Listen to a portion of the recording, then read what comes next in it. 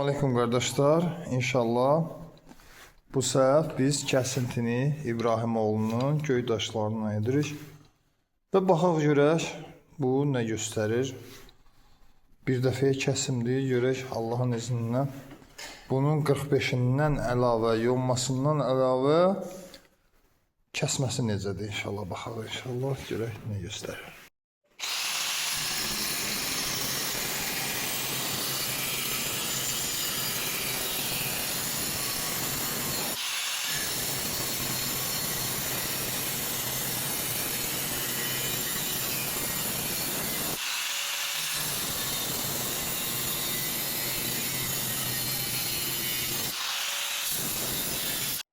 Bu da nəticə. Baxın diqqətlə.